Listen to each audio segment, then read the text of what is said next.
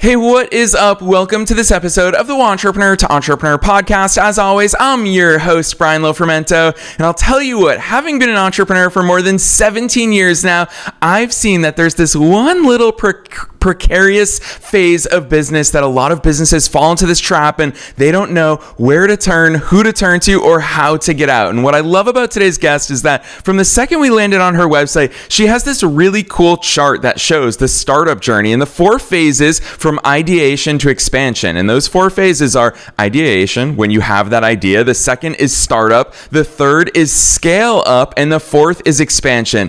And today's guest really hones in on those middle 2 phases of getting you through the startup and the scale up phases. And she does it in such an incredible way because she has got a wealth of experience in and out of business. I'm so excited to introduce you to her. Her name is Kristi Broom. Kristi is a dynamic executive leader with over 25 years of experience driving strategic innovation and operational excellence across diverse industries in both the for-profit world and the nonprofit sectors. She has a proven track record of designing and executing transformative strategies and innovative product and skill solutions, resulting in significant quality improvements, cost reductions, and enhanced productivity. She is known for building client trust, fostering stakeholder relationships, and spearheading initiatives that drive and scale organizational growth and success. She's a proud generalist. We're definitely going to talk about that in today's conversation because her career spans product, client experience, operations, technology, innovation, and all facets of leadership, learning, and development. About 10 years ago, she was overstressed, overworked, overweight, and frankly, burned out, something that probably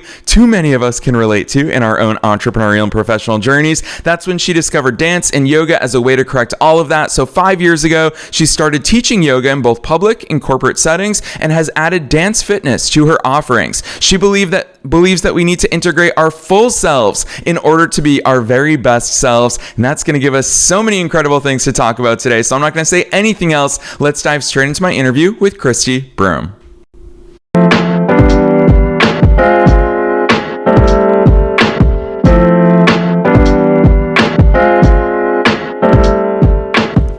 All right, Kristi, I am so very excited that you're here with us today. First things first, welcome to the show. Thanks, Brian. I'm excited to be here as well. Heck yes. I'm excited for all the different ways that our conversation's probably going to take us today. But before we go there, take us beyond the bio. Who's Kristi? How'd you start doing all these cool things? Oh my goodness. I started doing these things because I went to school for history. And when I graduated, I knew I didn't want to be a teacher. I didn't want to go to grad school, and I had to figure out what was next. And so I opened up the newspaper. I am that old. I opened up the newspaper, found a job as an administrative assistant. And it wasn't the job as much as it was I found an amazing mentor, boss. And she's still one of my friends today. But she helped me understand what I was good at, and she pushed me to grow. And when she left that organization, I followed her, and that really started my career. And again, I have built my career around what does the organization need from me, and where can I best both demonstrate and build my skills to contribute most effectively for the organization. And so all of the things that you read, which is amazing, are a result of that. I didn't know what to do. I found a great boss, a great mentor, and from there I have had an amazing career journey, and I can't wait for what is next. Yes, I love that overview, Kristi, because I'll be honest with you, what really stands out, obviously I talk to entrepreneurs and business leaders for a living. What really stands out to me about the way that you articulate that is the way you talk about an organization. Is most people talk about, oh, well, I took a job, I had this position. You're talking about figuring out where you can plug into an organization. It almost sounds like you view it as a living, breathing thing. Talk to me about that view of it, because it just seems like with your perspective is that you can analyze it from a much more strategic standpoint. Absolutely. So I am a systems thinker. I look at the whole. I look at what needs to be done, and how do we fix the problem, get to the end stage, get to where we want to be. And so, yes, organizations are a living, breathing organism, as are startups, right? So I think one of the things that intrigued me about becoming an entrepreneur is the ability to shape that journey all on my own, to move and groove with that with my own organization, driving what needs to be done.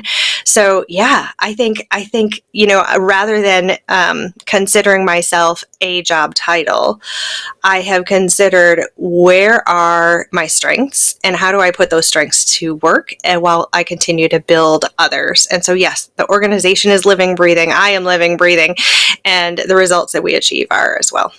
Yes, Kristi, I'll tell you what, speaking of moving and grooving, obviously what I love, I teased it at the very top of today's episode, is the startup journey, because all businesses are constantly moving and grooving. They're constantly changing. And a lot of times we probably don't realize very intentionally the phases of our journeys. Talk to us about that. I know that for so many of us, when we start our first businesses, we're doers. We are idea factories. We are all of the above. We just want to do everything and try everything. But I think it's so smart to look at it and understand, here are your different needs at different times. Yeah. So I'm not an ideator. I'm not a visionary. I can be. I can demonstrate those skills, but that's not where I sit best. And so I sit best with others who have those ideas, because again, I'm a systems thinker. I can look at those ideas and say, okay, so how are we going to get there? So ideation is not my sweet spot. That is where all startups start. And as an entrepreneur, I am demonstrating those skills. It's not my sweet spot, but I'm demonstrating those skills in having ideas. But then once you get past that idea validation stage and you're in a startup, right? You've got a product, you've got a service, you've got a company, you're getting customers, you're making money out of it, right? That's the startup phase. And typically at that phase, companies are pretty small, right? It might be a single individual, it might be some co-founders, maybe there's an employee or two. And it's the pivot from that to scale up where I really excel, because my skills, my whole career has been about people and growth. Even the yoga, even the dance, people and growth, those are the themes.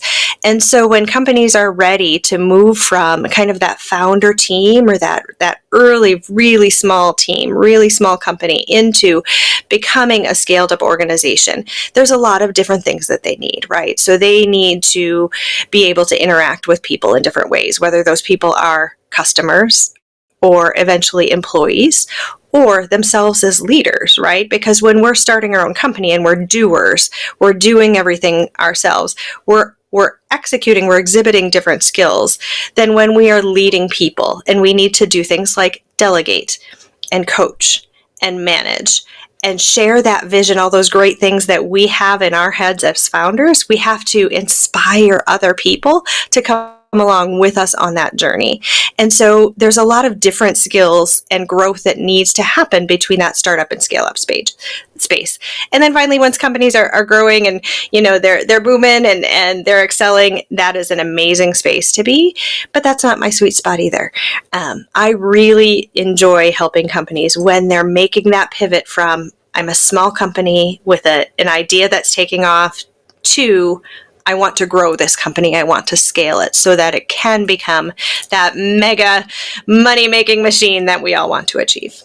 Yeah, Kristi, hearing you talk about these things, a lot of listeners are probably in their own heads thinking about their own businesses, of course. I always say that people listen to podcast episodes, not for you or I, Kristi, but of course they're listening through their own lens and for their own business. And they're probably thinking, how do you define and identify which phase of business? And Kristi, I'll transparently share here on the air is obviously I've seen behind the scenes of a lot of businesses, my guests, my friends, my own personal businesses, and I've seen multiple 7-figure businesses that still act like startups. They still have those symptoms. They don't really have those operations and those processes. They're making revenue because they've got a really great product, but basically what I'm leading to is this isn't necessarily defined by dollar amount, isn't? If not, how do you define these phases? No, for me, it's really about that stage of the business, right? So it is the organization, it's the structure of the organization, and it's their needs. And you're right. There are a lot of big companies that have a lot of startup practices within them, right? So a lot of organizations talk about we're agile, right? We're flexible, we're nimble, whatever word they use for that, and that's amazing. But if you have 5,000 people in your organization, you're no longer a startup, right? Because you have to have structures in place. You have to have systems in place to be able to to organize and manage and lead those people to be able to drive your company. So for me, it's really about those structures and those systems and those needs. And employee size is probably the best indicator of moving through the stages, at least as I define them for the services that I can offer to organizations. So again, startup is founding team, maybe a few more. But once you get into like managing people, and especially multiple layers, right? So executive level, middle management layer, and employees, that's definitely not a startup in the way that I define it anymore, because the needs are different. We have to hire, we have to fire, we have to coach, we have to manage performance, we have to build skills, we have to, do things like quarterly business reviews. We have to do more formal planning. We have to be more diligent with our spending, right? And we have to inspire and motivate people to do their best work. That's helping organizations get to that stage is my sweet spot and my passion as I'm working with startups. Yeah, one of the things we've seen in the news, Kristi, is that historically we've seen a lot of companies try to hire their way into growth. And obviously we've seen mass layoffs over the past couple decades in different industries at various times. And so I would imagine that a lot of your work is helping companies to identify when is the right time to hire? What are those hires? How do we ensure that those hires actually have tangible growth and value to the organization? How the heck do you even begin to navigate those questions? Yeah. Oh, Brian, I'm so glad we're going here. So hiring, identifying skills that you need, identifying the right people that you need, right? Because people and skills are different than people and their personalities and their characteristics and their behaviors, right? And so identifying all of those things is the first step. The reason I'm glad you're going here is because I think the world of work, and I think the employment equation is changing. And so, when I built my company and I promote my services, I'm promoting myself as a fractional. What does that mean? So a fractional is an embedded executive, embedded leader within the team that is not a full-time employee, but can make decisions and do work as if we are. And so has the authority, has the motivation, the inspiration, all of the accountability that a full-time hire would without the cost for the organization. And because it doesn't come with a cost, it also means that I can be super efficient in how I execute across those objectives. And the reason is, we all know that when we are full-time employees within the organization, there's a lot of time spent on things that aren't necessarily driving the objectives. Things like team check-in meetings, things like group conversations that should have been an email, right? So those things, when you are not a full-time employee, those things are not obligatory, right? And so that leaves a lot of time to really drive the business forward. And so what I think is happening is, I think employment will look different 5 to 10 years from now. Some experts are predicting by 2030. Some are predicting a little bit longer than that. At least from a leadership rank, I think we're going to also see a lot more gig work at the individual contributor level. So contract employees, and short-term assignments.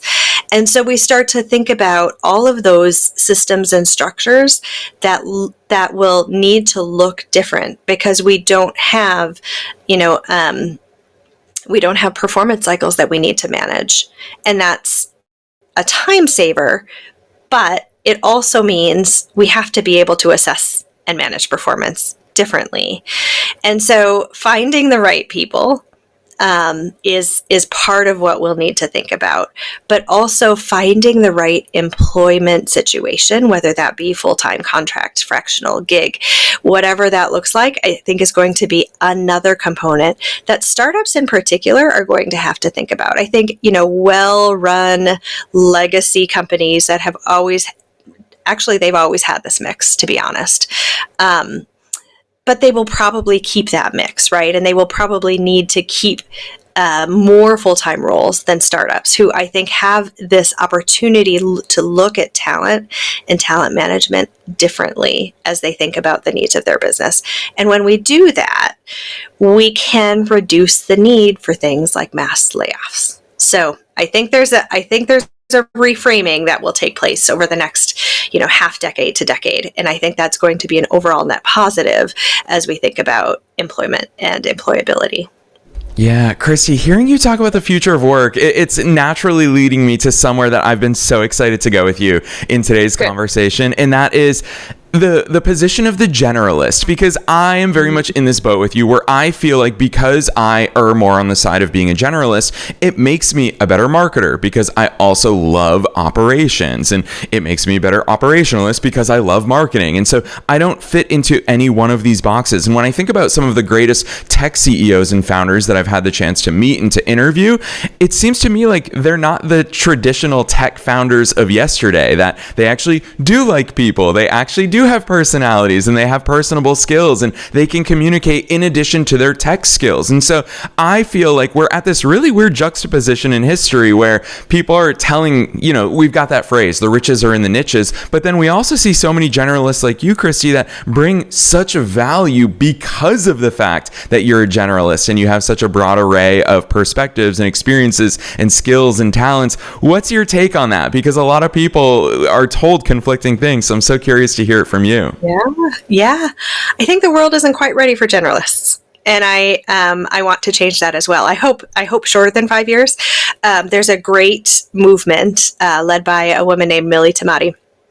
She has started Generalist World, which is a community of people like you and me, Brian, who identify as generalists, who really have this rich background that don't fit into a box. The reason I say the world is not ready for it, I think it's a system change, right? And so if you think about the rise of technology and HR technology, and specifically applicant tracking systems, ATSs, right? So those systems that automatically screen resumes and applications to make matches, to make it easier on hiring managers to find the right candidate.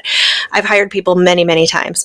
I've hired people in the last year and a half. Applicant tracking systems are good, but they're not great. I think, I like to find the person who will fit within my team, who brings the right skill sets, and applicant tracking systems don't do a great job of recognizing that. When we think about generalists, applicant tracking systems have a hard time, right? So if I am hiring for a specific job role, let's call it product manager, an applicant tracking system will look for those words, and it'll look for a history within the resume that says product manager.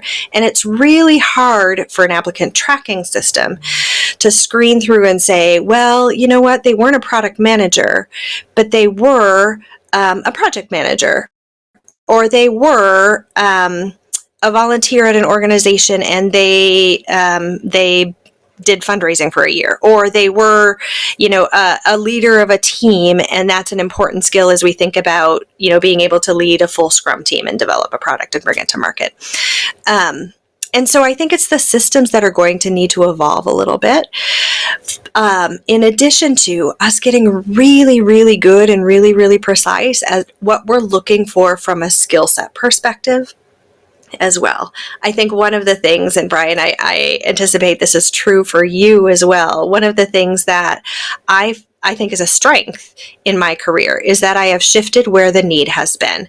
And so if you look at my LinkedIn profile or my resume, there isn't a consistent job title among that. There are some common threads, but they aren't in the job titles. And so a system that is screening that won't see that the strength is that I'm moving where the organization needs me, and that adaptability that I have demonstrated throughout my career. And so that's a long way of saying I'm hopeful for the future of generalists. I think more organizations are starting to realize, and will continue to realize, the value that we bring. And as it relates to the startup to scale up journey, that generalist is really valuable, because you don't necessarily need a single person in a single function with a single title. You need someone to fix a problem and then fix the next problem, and then fix the next problem, and then fix the next problem. And generalists really are ideally suited for that situation. Yeah, Kristi, I'll tell you what, most listeners can't see you and I right now, but my favorite part of that answer that you just shared with us is when you're talking about those shifts and those turns and that adaptability, you're using your hand and you're showing those turns. And I think about, I've actually never attributed adaptability as one of my core traits. That's like for sure one of the strengths that I've amassed over 17 plus years of being an entrepreneur.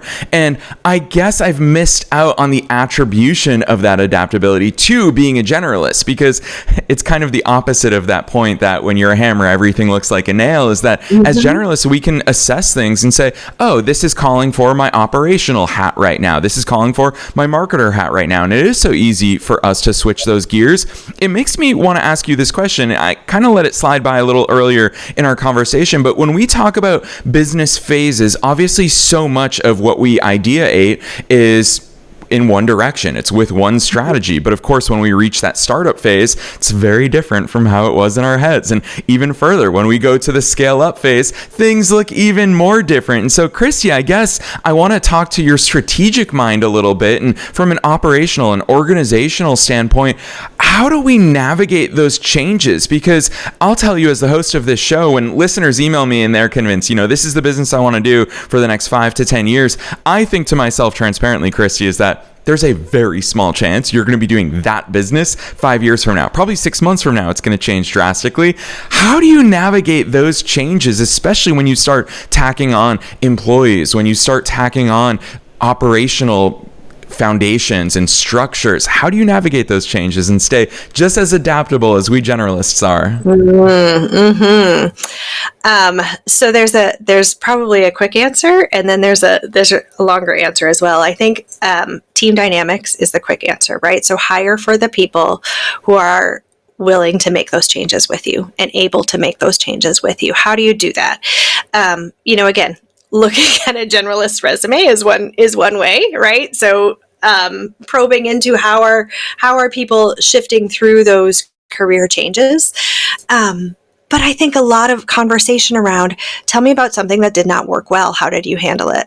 Right? And being attached to an idea is probably a signal that that person is not going to be able to navigate those changes well, especially in the earlier stages, when Brian, you said it, right? Like, the idea I started with is not going to be the idea I end with. And we all know that from experience.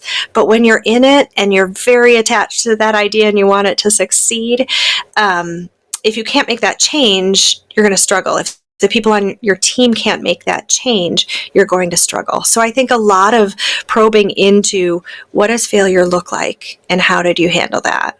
What was your next step after it? Those are the types of questions to ask people that you're bringing into your team. Because at that stage, until you're at scale up, the company may look different 2, 3, 4 times over, and you may make massive swings. They may not be massive, but you may make massive swings. So that's probably the easier answer.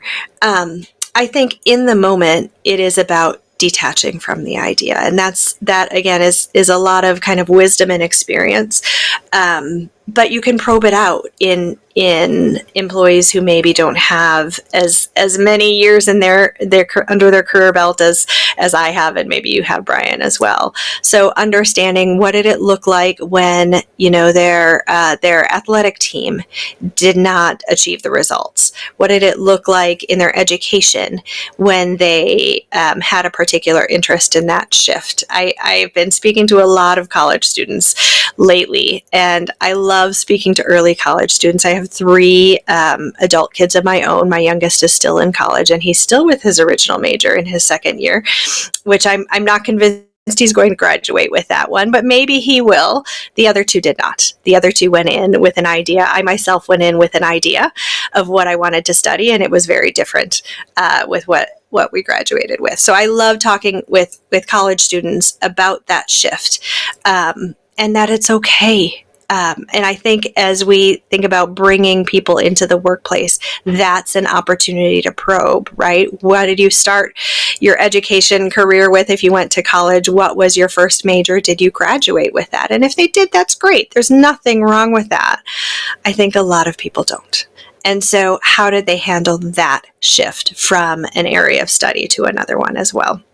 Yes, Kristi, I love that answer. That's such a cool insight because you're right. The older I get, I'm in my mid-30s now, but like I said, in entrepreneurial years, I've got 17 years under my belt. And the biggest, use the word wisdom. To me, there's a lot of smart people, but I think that wisdom really is about that detachment that you talk to us about. The older I get, the more I honestly convince myself less and less, Kristi, that I know anything at all, where I'm just like, I'm open to being wrong. Let's try things. Let's see what the actual results come back as. That to me is true wisdom. So I love the fact that you called that out. I want to switch gears a little bit because I knew that time would be flying by with you here today because we could go both geek out about all things business, operations, technology, growth, scale, all of those. But I also know that as a generalist, yoga is such an important part of the way that you see the world and the way that you have transformed and part of your value add and the way that you think as well. That's what I always love about any of these passions is that they're all just a microcosm for life. They're all a microcosm for business. We can learn so much through them. So Kristi, with that entrepreneurial hat on, how has yoga changed the way that you see the world and how has it played into the way that you think? It's such a great segue actually from detachment, right? So here in the Western world, yoga is a fitness. It's fitness, right? So whether it is true fitness, and I teach a class that is very much fitness yoga. We sweat a lot, we move a lot, but typically we think of yoga as slower and gentler and more stretchy, relaxation focused, and I teach that type of yoga as well. In the East, where yoga originated, yoga is a way of life, and so when you study kind of those foundations of yoga, it's about detachment. If you've ever taken a yoga class, whether it's in the West or not, typically we definitely end with shavasana, with letting go. And you might hear some yoga instructors talk about that being the most difficult part of the class. And it's because it's very hard to sit or lie in stillness and let go of the wiggles that we want to do in our bodies. More importantly, let go of the thoughts that are in our heads, right? And so that moment in yoga where you're detaching from all of that. You're saying, I can't control it all. I may still have thoughts, but I'm not going to let them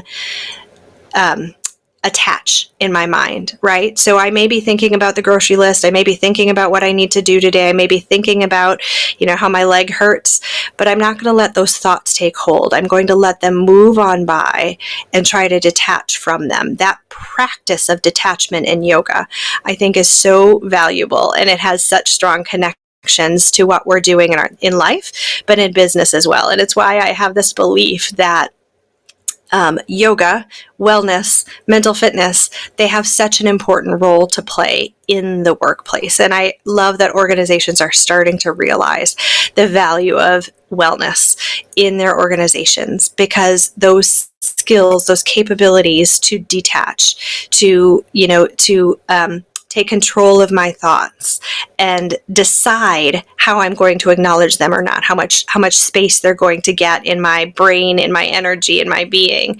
That is a valuable skill that can be applied in all areas of business, definitely in entrepreneurship, right? Definitely as we think about the need to detach from an idea, to detach from the outcomes, to detach from all of the no's that we're going to hear and not take those personally and keep moving on, keep persevering. That is such an important component of it. Yes, I love that. Kristi, what I really appreciate about that answer is you openly acknowledge, you say, yeah, you are thinking about your grocery shopping list. You are thinking about the 5 million things that we all are responsible for as entrepreneurs, but we don't let them attach in our mind. And I love that concept. And it's the way that meditation was explained to me as well. I remember once upon a time, I told a meditation teacher, I said, there's no way I can meditate. I'm always thinking. And they said, yeah, meditation is about acknowledging those thoughts, recognizing those thoughts, and let them pass right on by. And it's so similar to the way that you introduced us to that concept here today, Kristi. And I so deeply appreciate that because I know how much it struck me the first time that I heard it, and again here today. So listeners, I hope that you're heeding this stuff, this wisdom from Kristi here today. Although I will say, Kristi, all of that wisdom from you, I don't know how you're going to top it for this final question, because I always ask at the end of every episode, what's that one piece of advice? Knowing that we're being listened to by both entrepreneurs and entrepreneurs at all different stages of their own growth journeys, what's that one piece of advice that you want to leave them with today? Two things. Two things into one statement. So believe in yourself, believe that you can do it, and don't get hung up on the downsides. Also, don't get hung up on the successes. Celebrate them. But here's my phrase: manage the highs, manage the lows. Right. So if you don't get too attached to the successes, then emotionally, you're also going to be able to regulate when things don't go so well. So keep an even keel. Keep that detachment. Believe in yourself. Keep going forward.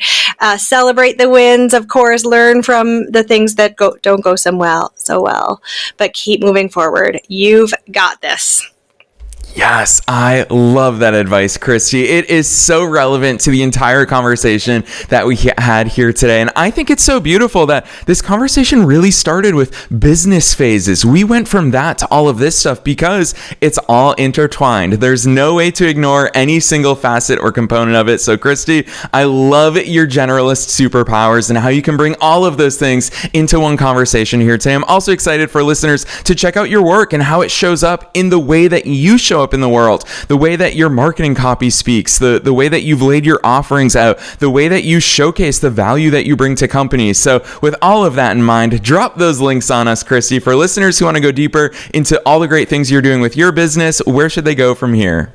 Absolutely. So on LinkedIn, I'm Kristi Broom, KristiBroom. Connect with me there. My website is lotustransformationgroup.com, and I would love for you to visit there as well.